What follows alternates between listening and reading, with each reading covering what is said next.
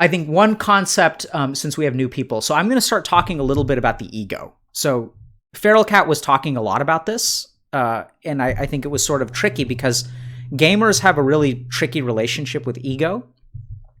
So I'd like to explain a little bit about sort of my understanding of ego, and I'm going to use some Sanskrit phrases. So apologies if this gets a little bit hard to access. So in Sanskrit, the ego is something called the ahamkar. So ahamkar is really more closely translated as the I feeling. So it's sort of when I think about who I am, I think of that's ahamkar. So I can describe myself as a man. I can describe myself as Indian. I can describe myself as a physician. I can describe myself as faculty at Harvard Medical School. I can describe myself as a husband, as a parent. So those are all things that are my ahamkar. That's not really who I know. It's not the true self. It's actually the false self. So but the problem is that we tend to think that this is who we are. So I think about ahamkar as anything that you can put on a resume, right? I can read a resume that tells me like kind of who you, like it tells me about you, but the resume doesn't actually tell me who you are. And so ahamkar, it's tricky because when we think about things like, so Feral Cat was talking about how for a while she was very concerned about, the streamer count, the viewer count on her stream. So when she started streaming, she just streamed for fun. But at some point, her identity, her ego got caught up in who she is. Who's on the viewer count. So like her value as a human being started to get tied into how many subs she has, how many viewers she has. So that's all ego. So the tricky thing is that a lot of gamers have trouble with ego because the ahamkar arises as a protective mechanism. So I'm going to give you guys an example. So let's say that like my first job, like I was serving ice cream. And so I worked at like an ice cream shop. And let's say that there's a cute girl who's like, I'm 16 years old. I'm working at the ice cream shop. I have a coworker who's 16 and she's cute too. And I get up the courage to ask her out and she says no. And then a weird thought goes through my head. I'm like talking to my friends about it afterward and I'm like, oh yeah, like, I really wasn't that into her anyway. Like she's not even that attractive. It's really like, I'm really not that into her. Does that make sense to you guys? Is that like, can you guys see how someone would think that? But the funny thing is that that's like completely false, right? Like if I wasn't into her and I didn't find her attractive, I wouldn't have asked her out in the first place. So like what's going on in your mind there? What's going on is the ahamkar is activating. So let's think through what's actually going on in that person's head. So when I ask someone out and they say no, I feel some kind of negative emotion, right? I feel shame. I feel like, oh man, like I feel shame. And like I start to have these really, really scary thoughts. And the scary thoughts that I have, like I don't really consciously think these, but they're like really buried beneath the surface. I start to think like, is anyone ever going to say yes? Because like you're 16 and you don't have confidence. And you start to feel shame and stuff like that, but you bury it real deep. You express a little bit of frustration. You're like, oh man, like that's annoying. And then what happens is the ahamkar steps in because I want you guys to understand your ego is actually a protective mechanism. It's like the bouncer for your mind. And anytime you feel negative emotion, the ego is going to step in and it's going to try to protect you. So my ego steps in and says, hey man, like you didn't really like her that much, did you? Like she's not even that attractive. Like you have nothing to worry about. You don't have to feel shame. You don't have to feel any of those negative things because you're not really that into her. So then what happens is like your ego activates. So ego is a very protective mechanism. And then the other thing that the ego does is it starts to like, it builds up your identity, right? It builds up all these false things about you. It's like, oh man, you're awesome. Like your friends really like you. Yeah. So Nice Guys is a classic. That's beautiful. So Nice Guys is all ahamkar, right? These people have this image of themselves. And the image of themselves is like has this sort of positive shell for like a lot of negativity underneath, which is exactly how the ahamkar works. Because the ahamkar doesn't need to be around unless you're experiencing negative emotion. So, yeah, if you guys want to talk about Nice Guys, we can do that. But anyway. We had a couple questions. Yeah. So, for John left, mask we wear, acceptance, or that be a mask Mm, the mask we wear, is that to be accepted in certain situations? Is that a manifestation of ego? I'd say yes. So let's remember that acceptance, let's just think about that question. So what he's asking is, acceptance is valuing another person's opinion. So if you were bending yourself over backwards for another person's opinion, chances are your ego is involved. Another thing that we talked a lot about with Feral Cat was like this sense of authenticity. She was stumbling through this phase where she started streaming and did it because she thought it was fun. And then what happened is like something magical happened in her head. And what happened in her head is she started like not having fun streaming, but felt like tied to doing it. Like when I was listening to her, it almost sounded like she was like chained to a ball. And like the ball was like, someone tossed the ball in the water and she's like struggling to swim. And she started getting like caught up in like viewership and partnerships and subs and all that good stuff. And so she started putting on a mask for other people, like for their approval. And that's absolutely what the ego is. Because then her identity becomes as a successful or unsuccessful streamer, right? That's how and then her value of herself as a human being is determined by the number of viewers she has. So that's exactly how ego works. And so the tricky thing is that, like, how do you get around that? You start just like living for the sake of like doing what you're doing, right? You don't worry about what other people are thinking. That's difficult. But you start sort of living in the moment, because the other thing about the ego in opinions is they're all sort of future oriented. So if you think about like you're trying to win someone over, you're not trying to win them over in the present, you're trying to win them over in the future. Like if I go to a party and I put on a mask, like why am I putting on the mask? It's because I want to be invited to the next one. So the tricky thing is that as long as you're thinking about the future, you're going to be like wrapped up in all this crap. One really simple way to move away from ego is to like live in the present. So if I think about my resume, like my resume is like all about the past, and I think about expectations in the future. But if I want to step away from ego, like look at a sunset. Right? Like watch a sunset. Or actually, this is a really good one. If you guys want an interesting meditative exercise, ask yourself the next time you take a dump, ask yourself who's taking the dump. Right? Like, are you a man or a woman? Like, are you a student? Do you have a net worth when you're taking a dump? Like, does any of that even matter? No. You're just someone taking a dump. When I'm taking a dump, I'm no different from anyone else. Like, it doesn't matter that I'm a doctor or not. It doesn't matter that I'm a man. It doesn't matter that I'm a parent. I'm just a guy. Exactly. You're just a human. And the truth is that anytime you do something in the present, that's all you are. When you're looking at a sunset, it doesn't matter who's looking at the sunset. Once again, you're not a man or a woman. You're just someone who's looking at the sunset. Yeah, I mean, you got to watch out. Constipation is a dangerous thing. You guys, you're joking about that, but like, you guys ever heard of a manual disimpaction? You guys know what that is? Not funny, dude. Seriously, like I've worked with people who are suicidal from not being able to take a dump. Like, it's bad. Yeah. It's like, so I was working with this woman who was like 70 something and had like cancer, like stage 4 cancer. And one day I asked her like, what's the worst part of your life? And she's like, it's the constipation.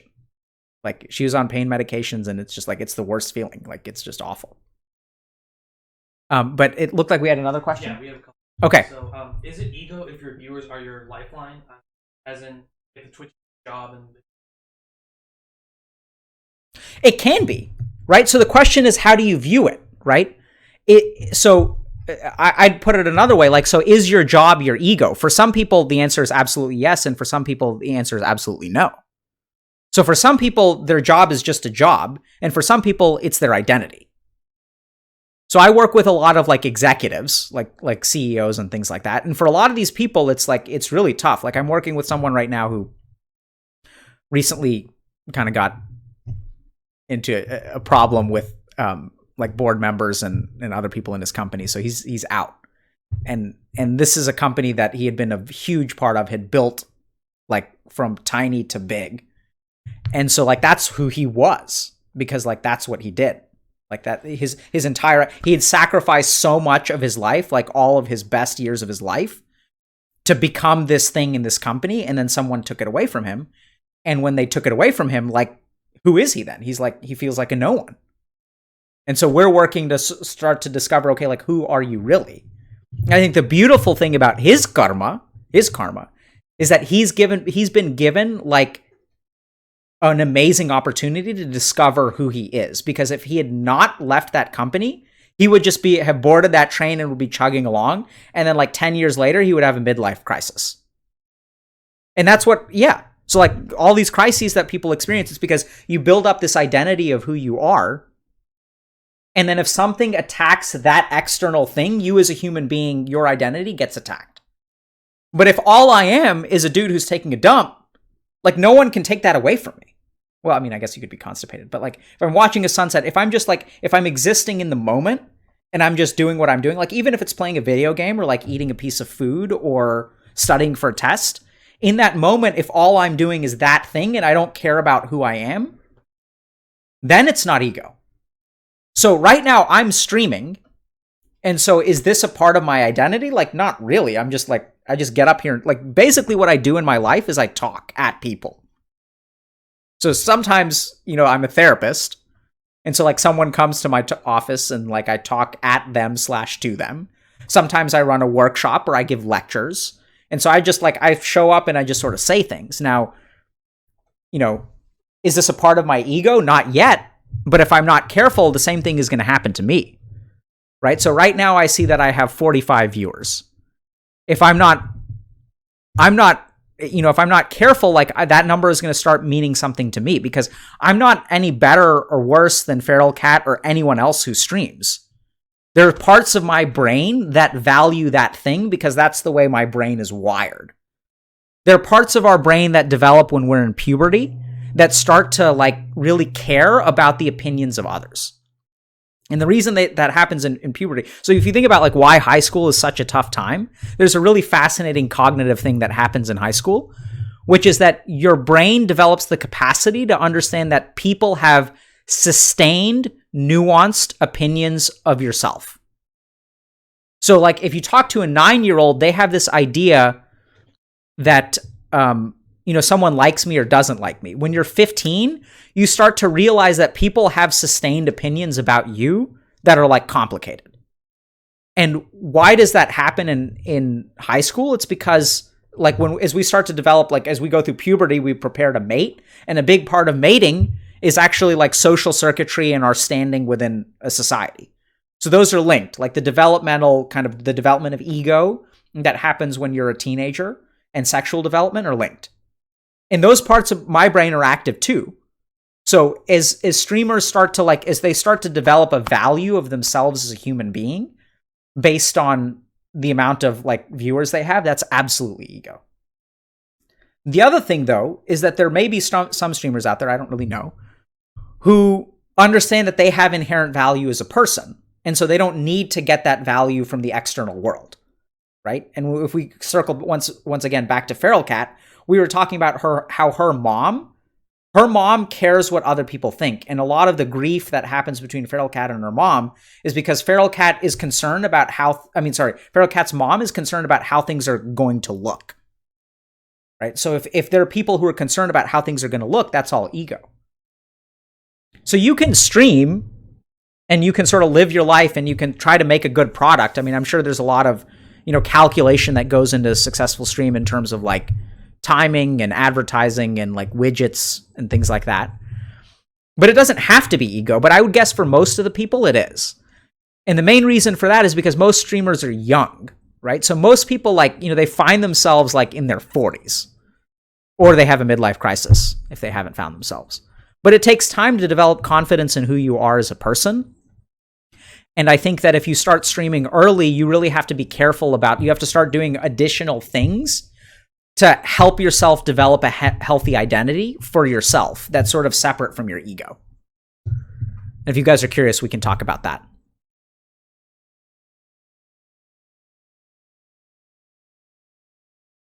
Oh, we did have another question. Not related, it's a little bit sure. related to this, but do you have much experience with ADHD?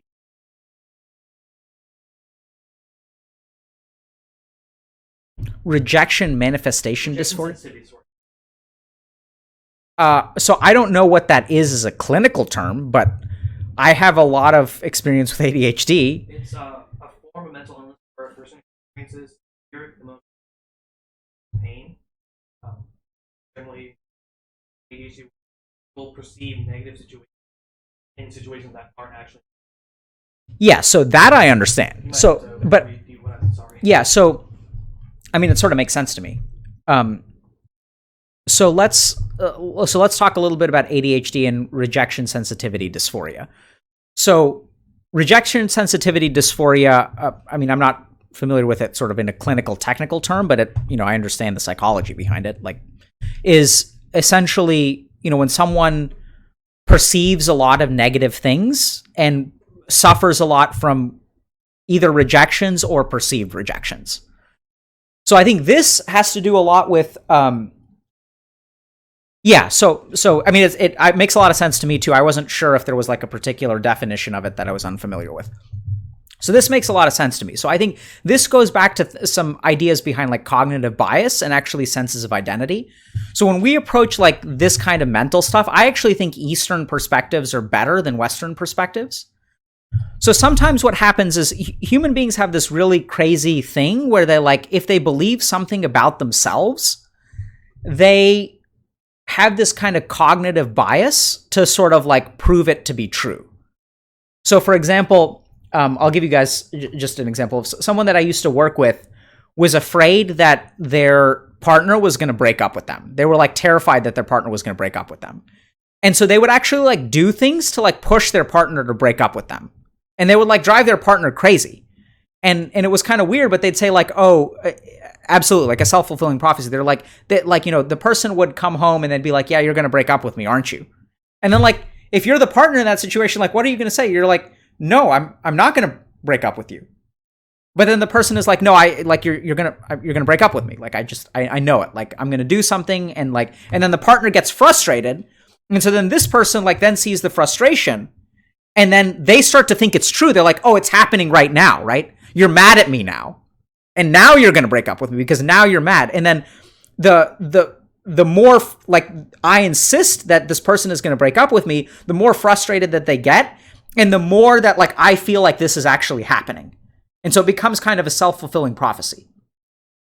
And so this is a problem because the mind has this bias for like the kind of information that it interprets. And so when it comes to rejection sensitivity, this is a problem essentially of confidence. So there's a weird thing that happens to their ahamkar where they believe that they're like not like worthwhile human beings. And so what happens is that there's studies that sort of show this negative cognitive bias, like studies on depression, where if I have a low opinion of myself, and then like I walk into, let's say I enter a conversation where I get 50% compliments and 50% insults, like what's going to happen is I'm going to prioritize the insults over the compliments. And the other crazy thing that happens is if you really have low self-confidence, what do you think happens when someone compliments you? What do you say in response?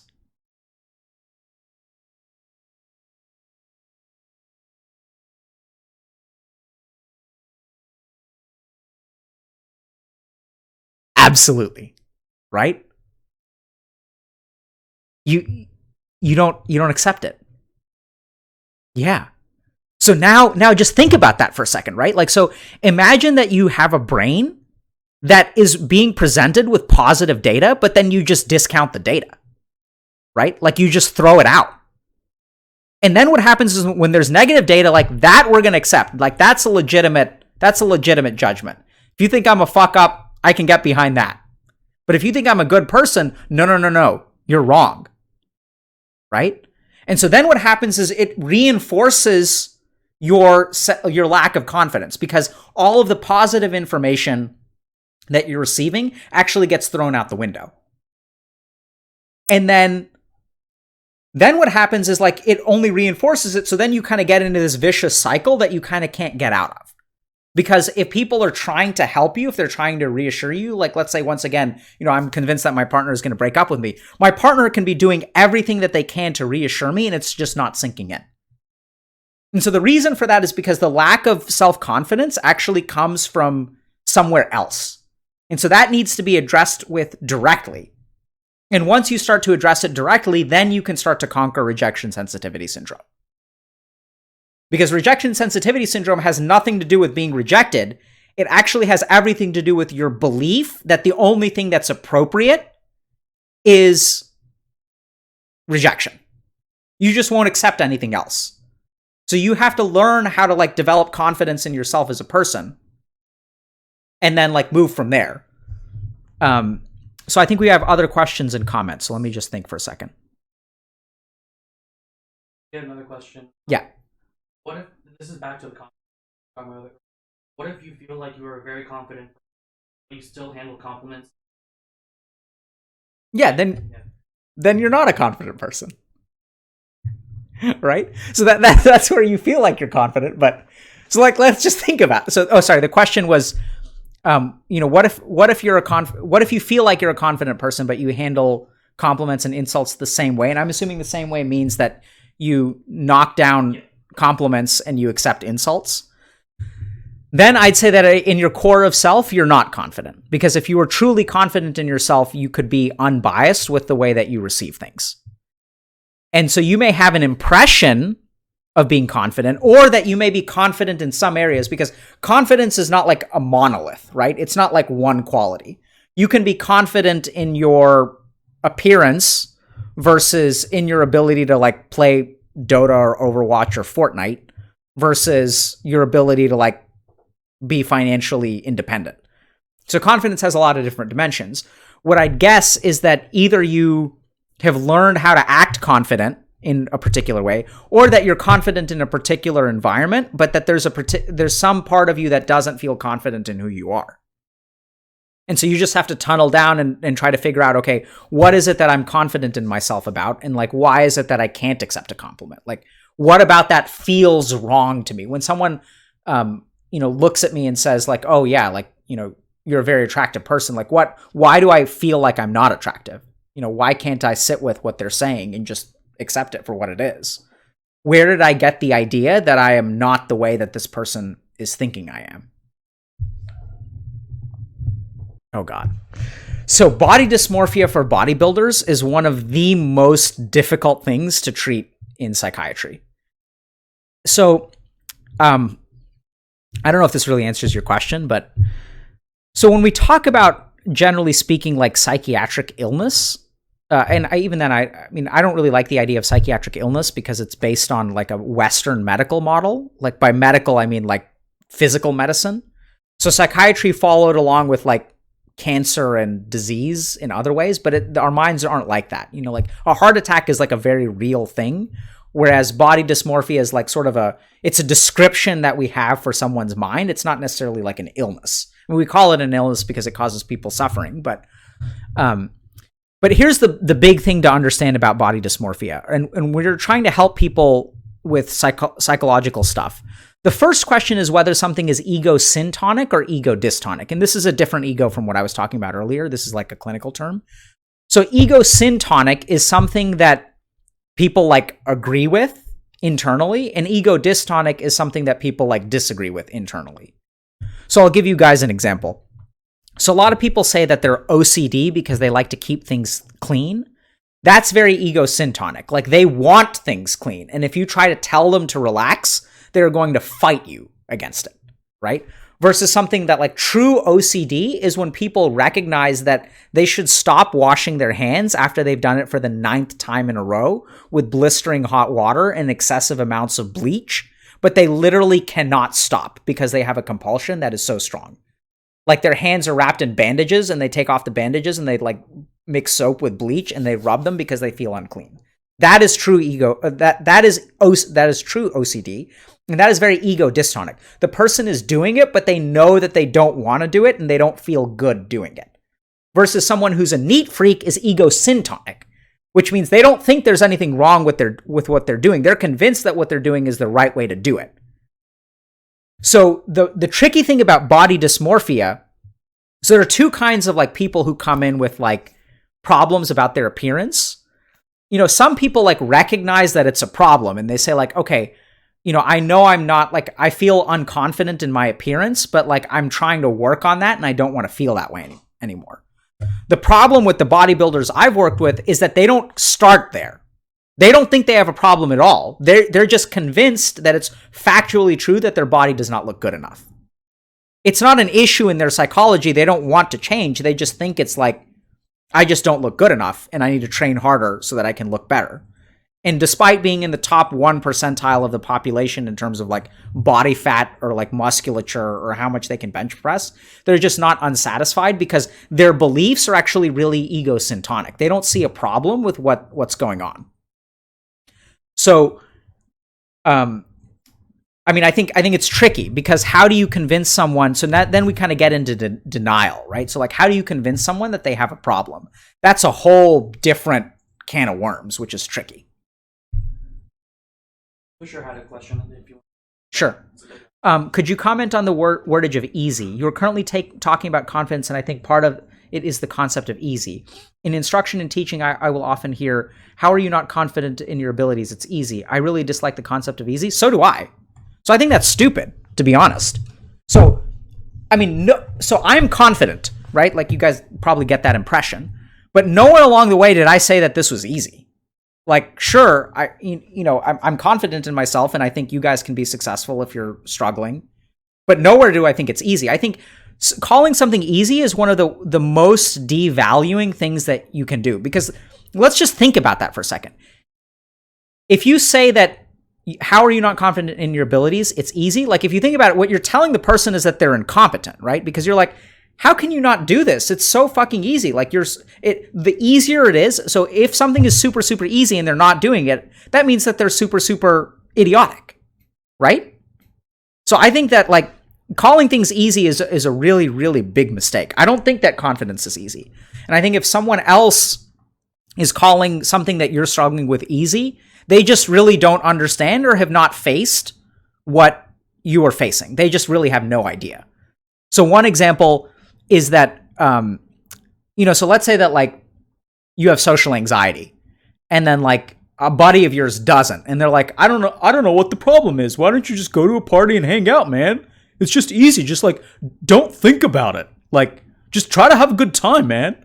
Like they have no idea they have never experienced in your mind what you are experiencing.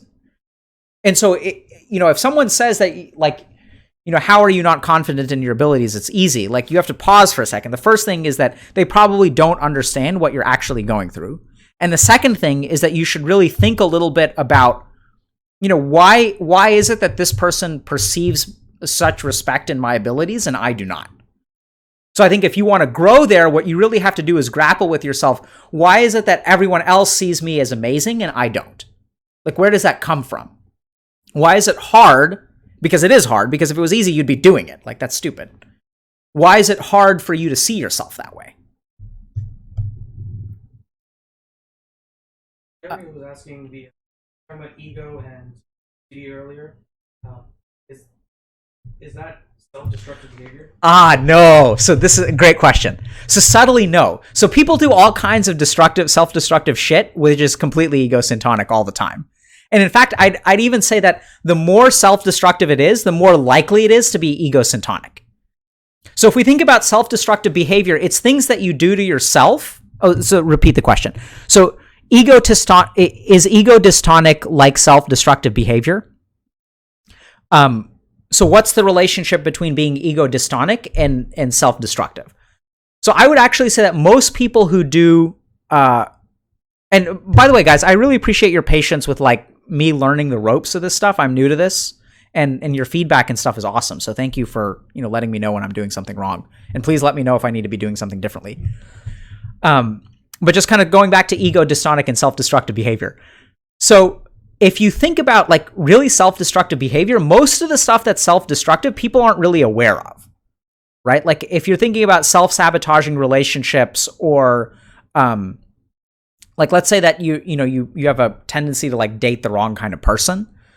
So there's a lot of stuff that I work with that's really self-destructive. And what I've actually found is that self-destructive behavior is ego-syntonic.